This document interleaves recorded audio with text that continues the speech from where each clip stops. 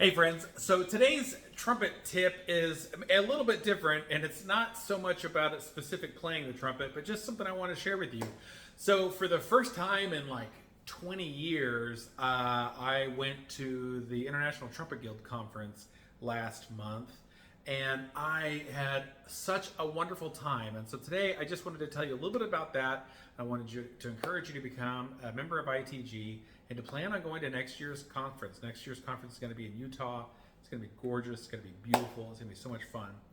But let me tell you just a little bit about what an ITG is like if you haven't gone. First of all, it's like 4 or 5 days of just wall-to-wall trumpet. And I love the trumpet, obviously, but even for me, a little of that can be a bit much, you know.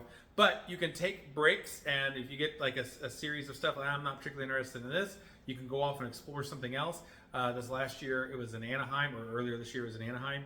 And so my wife and I think in the afternoon, we just took off and went and played golf. Like, we were like, let's take a break from all this trumpet stuff. Fortunately, my wife's a trombone player, so it's not, you know, she's interested in all the brass stuff, but, you know, like any of us, it can just be a bit much.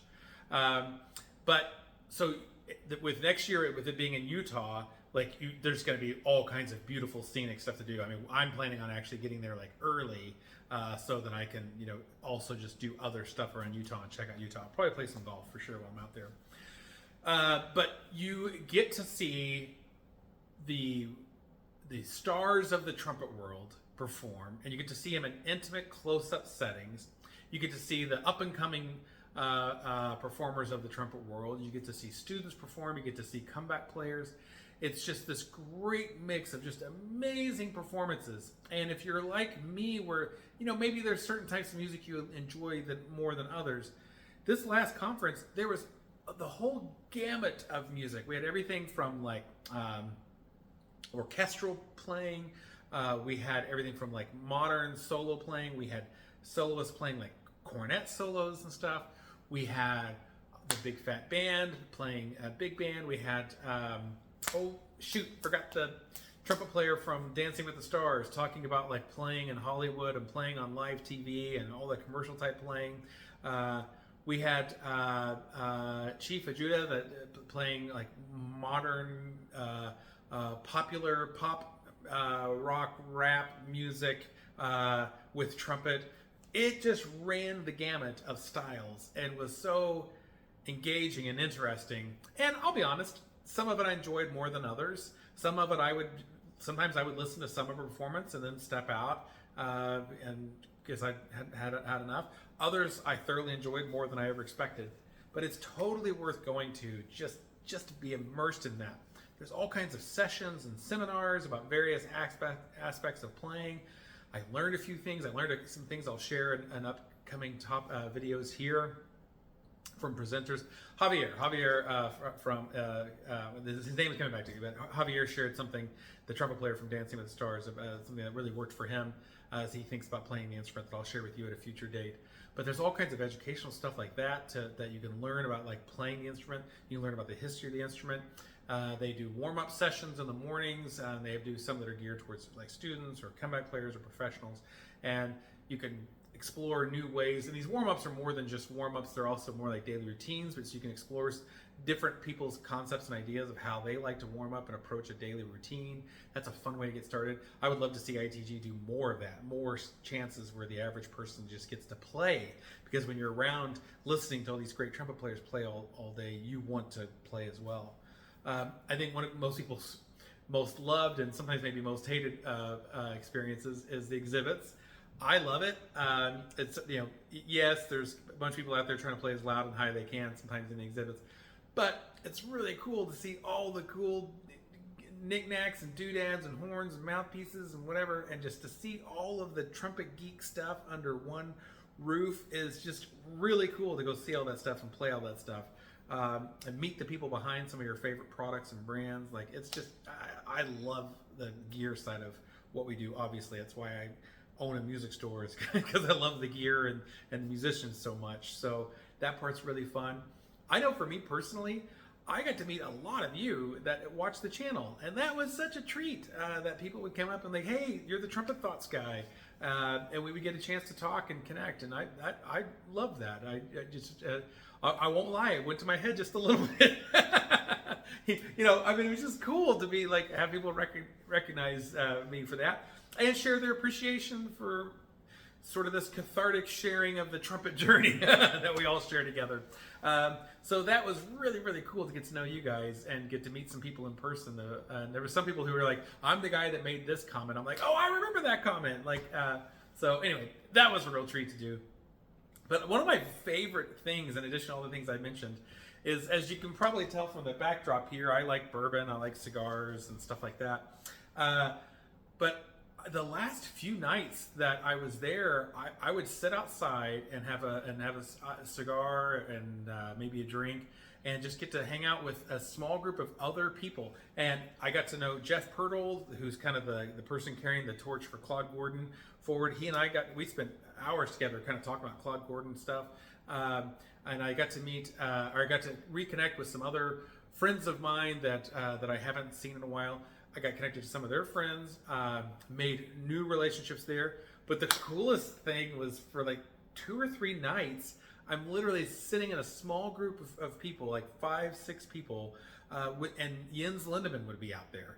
And Jens Lindemann would have a cigar and a drink and hang out with us for hours.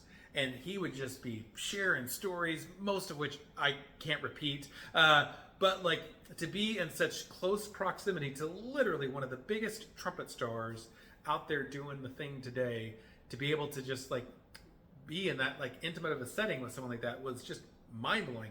That alone was worth the expense and the trip and the time and everything to get out there, to be able to like just to sit there and listen to someone like Jens just talk and rant and tell jokes and tell stories and comment on your stories, and like, it was just amazing.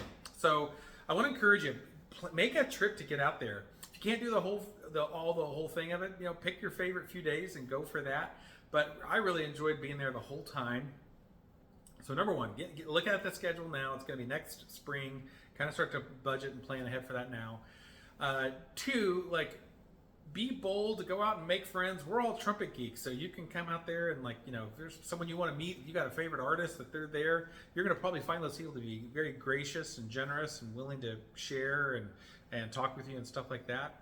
And if there's other people that you'd like to meet, like, just go up there and do that. And if you're like me and you like cigars or bourbon and you see someone else enjoying those things, come on out and saddle up and let's have a chat. Hey, do you guys mind if I join you? You got room for one more? Something like that, and make some new friends. I think you would just find it so thoroughly engaging. For me, in addition to the entertainment of it, ITG, I think I will always have a special place in my heart for ITG, because for me, ITG has literally been life-changing. I went to a Trumpet Guild Conference back in 1998, and at that point I was just graduated from college and I was planning on becoming a band director. And I'd been working in a music store in Tulsa called Tulsa Band, and was enjoying it and was selling trumpets all over the world. But it was graduated college and was planning on going into education. And I was at a Trumpet Guild Conference, and they used to do these closing night banquets, and I was there. And at my table were a lot of customers of mine, people that I had sold trumpets and stuff to over the years. And someone spoke up and they're like, hey, Donovan, so like, what's next for you now that you're graduating? And I told them, like, I'm going to go be a band director. And they were like, are you going to still work at Tulsa Band? I was like, I'd like to. I just think I probably won't have time to be able to do both of those things. And I remember the group really feeling like, boy, you should see where this music retail thing takes you. You could always go teach, but like, you've got like a knack for it, you really enjoy it, you should consider seeing where that goes. And I could not sleep that entire night thinking about what they said. The whole flight home the next day, I was thinking about it. We had a management position open at Tulsa Band at the time, and my wife picked me up from the airport, and I told her, I think I'm going to stay at Tulsa Band and take the store manager job.